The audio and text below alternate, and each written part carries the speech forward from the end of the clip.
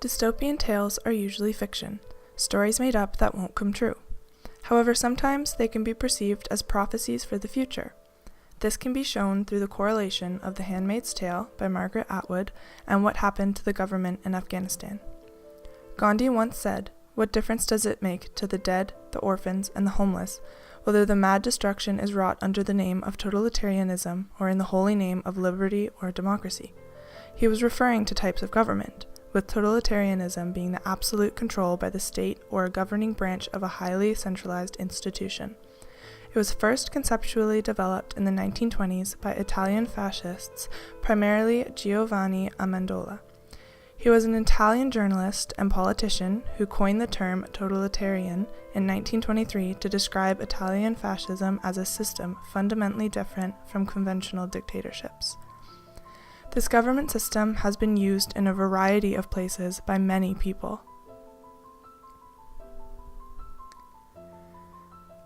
From 1922 to 1945, it was used by Benito Mussolini, the leader of Italy during World War II. Adolf Hitler used this system from 1933 to 1945 to control Germany.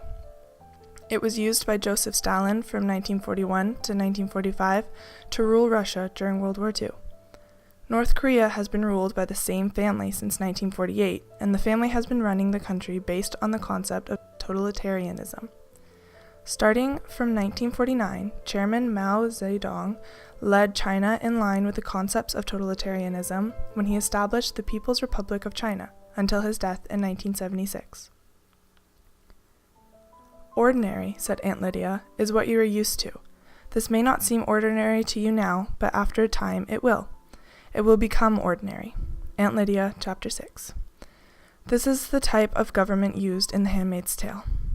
Stephen Harper said, "Human rights commissions, as they are evolving, are an attack on our fundamental freedoms and the basic existence of a democratic society. It is, in fact, totalitarianism. I find this very scary stuff." This is what happened in Afghanistan. Totalitarianism has been prominent in Afghanistan for a very long time, and it mostly began after the Civil War. From 1979 to 1989, they were at war with themselves. During this time, the Taliban took over 80% of Afghanistan with heavy activity. The Taliban offered Osama bin Laden refuge after they seized control of Kabul. They implemented a strict interpretation of Islamic law in 1996 under the leadership of Mullah Muhammad Omar.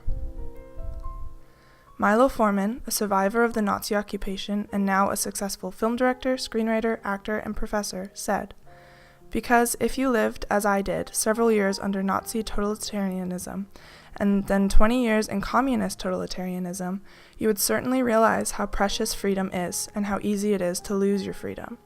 Afghan women, as well as the woman in The Handmaid's Tale, could easily relate to his statement because of the restriction that was put on them during the totalitarian control.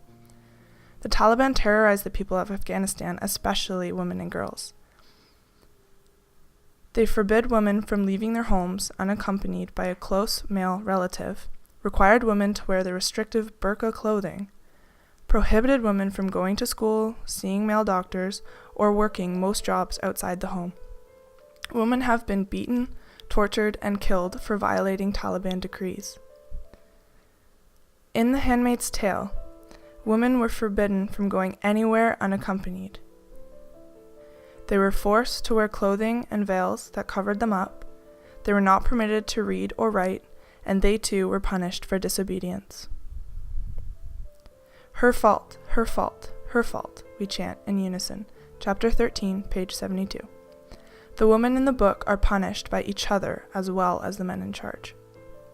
Tony Blair, a British Labour Party politician, once said, "I say to the Taliban, surrender the terrorists or surrender power. It's your choice." His statement foreshadowed the actual surrender of the Taliban. In 2001, they fell from power and respect. Though they are still prominent, they are not as powerful. Because of their downfall, Afghanistan is looking at a brighter future. "I have failed once again to fulfill the expectations of others, which have become my own."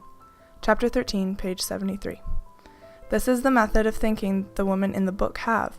This is what totalitarianism did to them.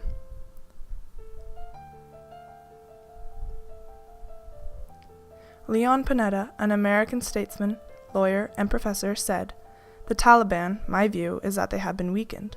His statement supports the theory that it's game over for the Taliban.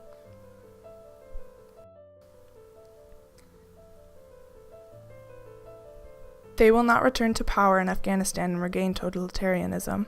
They won't succeed in Afghanistan now because there's no anarchy there. When the Taliban came to power in the mid-1990s, they were seen as a glimmer of hope because Afghanistan was in utter chaos. Now it is neither as chaotic nor as desperate. It has a working constitutional government and has held 2 major elections, has a regular army, government ministries, and public offices. It has companies, businesses, and shopping malls. Totalitarianism will not repeat itself because peace in Afghanistan makes business sense as well. New estimates now put Afghanistan's mineral wealth at $100 billion, which means that their economy affects not only Afghans, but everyone in the region, including China, India, Pakistan, and Central Asia. Now, the Taliban stands for all things wrong and do not have any support to rise with. Also, the Taliban's main ally, Pakistan, does not have a free hand now. Because of the new Kabul government, Pakistan does not have or give the support it used to. Afghanistan is one of many nations, and the world is not going to abandon them. We will stand by and help. Another prediction for the future is that women will be considered people again and have more rights and freedoms. It is already beginning, with women having the right to vote. This will lead them to a democratic government. By 2050, the Kabul government, presently led by Hamid Karzai, will lead them into democracy and prevent totalitarianism from returning to Afghanistan. The phrase Kabul government is used to emphasize how it is not a national government, but only controls the capital, Kabul, and the areas around it, with the rest of the country in control of the Taliban.